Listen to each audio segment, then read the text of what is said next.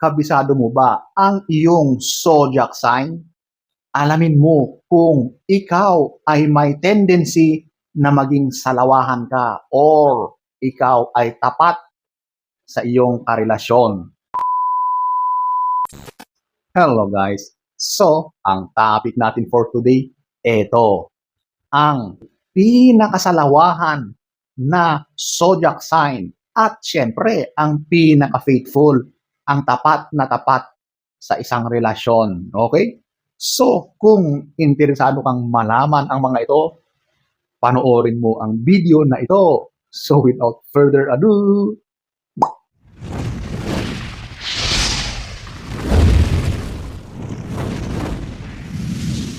whoops, disclaimer muna tayo. Ang mga zodiac signs na ito ay mga gabay lang. Kasi nasa iyo pa rin kung ano ang gagawin mo sa buhay mo. Ikaw ay may free will para gawin ang tama at mali. Okay? 2,000 years later. So, eto, ating aalamin ang pinakasalawahan, pinaka-unfaithful na zodiac sign.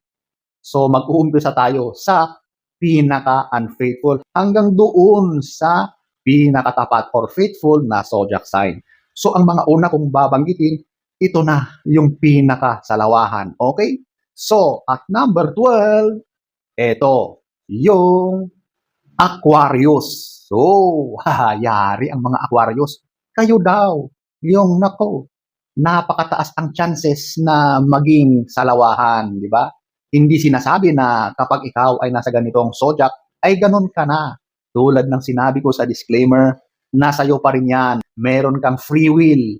Meron kang sariling pag-iisip kung gagawin mo yan or hindi. Okay? Pero ang sabi, ito yung mga most likely. Ibig sabihin, mataas ang chances na maging unfaithful sa kanilang kapareha. So, at number 12, ito yung ang Aquarius. Okay? So, yan, ang number 12. Number 11, ito, yung Gemini. Wow! Gemini, kayo ang pangalawa sa pinaka-unfaithful daw. Naku, bakit nga ba kayo naging ganyan? Kasi ang mga Geminis daw ay may characteristics na sila ay mga laging gusto ng bago. So ano nga bang ibig sabihin nito? Maaring sila ay madaling magsawa. Kapag may nakita silang mas higit doon sa kanilang kinakasama or partner, naku, tatalon na naman yan sa panibagong relasyon dahil lagi silang naghahanap ng variety. Ganon daw sa mga Geminis. Okay? So ayan po, ang number 11. Number 10, or ito yung pangatlo sa pinaka-unfaithful ay mga Libra. So, ayon sa ating pananaliksik, laging mapaghanap ng iba. Okay? Bakit nga ba sila nagiging ganyan? Dahil daw sa parang meron silang problema pagdating sa mga decision makings. So, kadalasan daw, ang mga decisions nila ay napupunta sa mali, lalong-lalo na sa mga ganitong usapin. Kaya sila nasasadlak sa mga hindi ka nais-nais na ganitong mga desisyon sa buhay nila. Ang magkaroon ng mga iba't ibang relasyon maliban doon sa kanilang tunay na karelasyon. Doon sila nasasadlak. Okay? So medyo siguro sabihin natin na magulo yung utak nila. Nako, basta na lang banat siguro ng banat ang mga ito, di ba? Hindi na pinag-iisipan. So ayan po, ang number 10. Number 9, ito yung mga Aries. Yo, kayo yung number 9, ibig sabihin kayo yung pang-apat na most likely na magtataksil or maging salawahan. Okay? So bakit nga ba?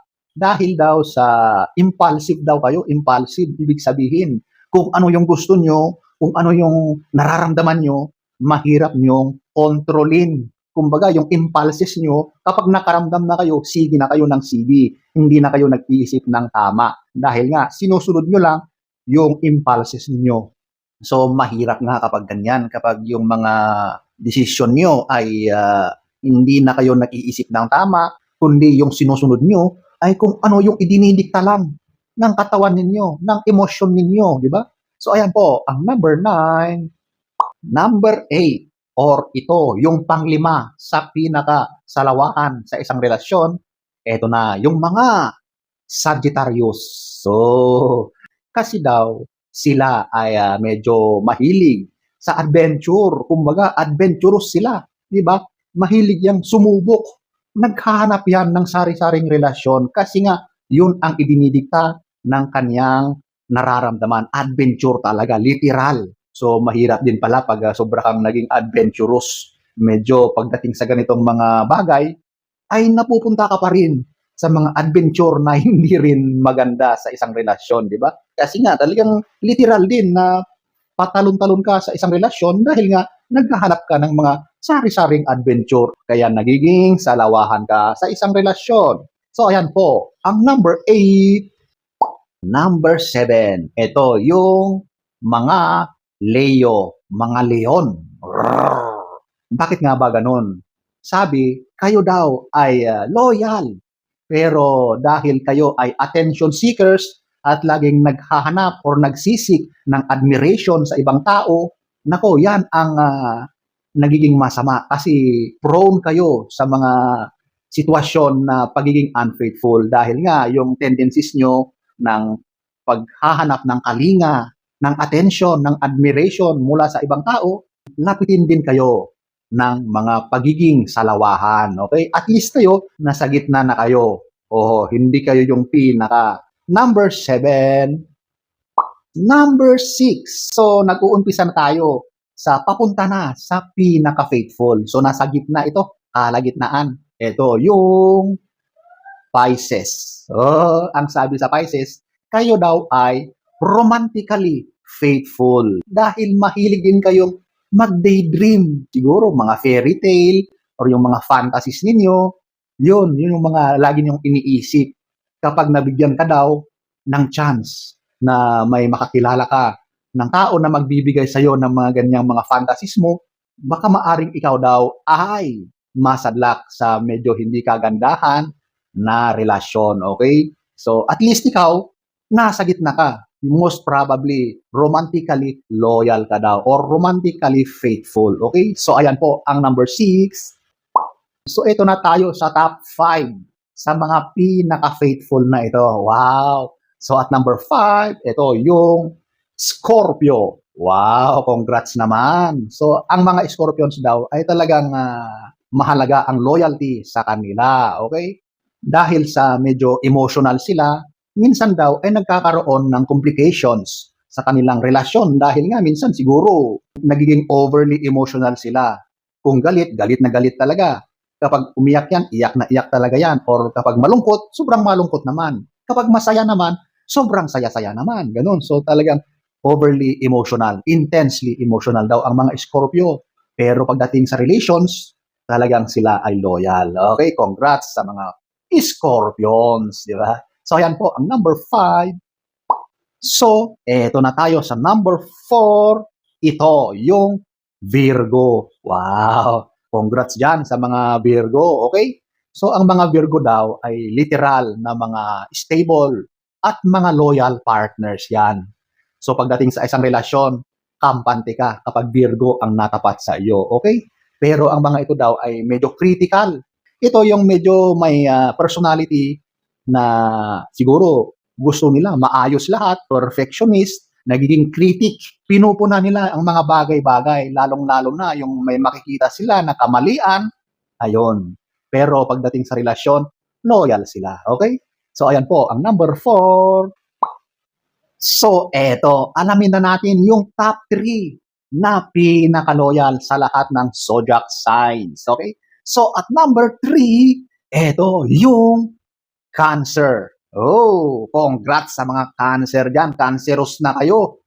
So, ang sabi dito, ang mga Cancer daw ay talagang very loyal sila at yung love nila ay talagang malalim kung magmahal yan. Intense. Kaya yung loyalty nila sa kanilang partner ay talagang buong-buo. Ang saya-saya kasi kampante ka na hindi ka lolokohin ng partner mo. Wow! Congrats sa mga Cancer.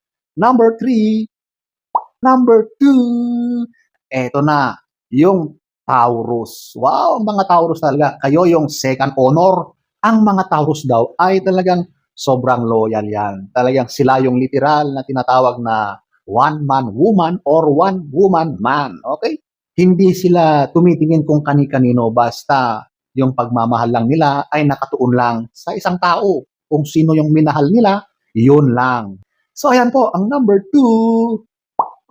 So, eto ang pinaka-faithful sa lahat ng zodiac signs. Siguro alam nyo na, okay? So, at top 1, Capricorn. Wow naman, kayo pala ang pinaka-faithful. Wow, so salute sa mga Capricorn dyan.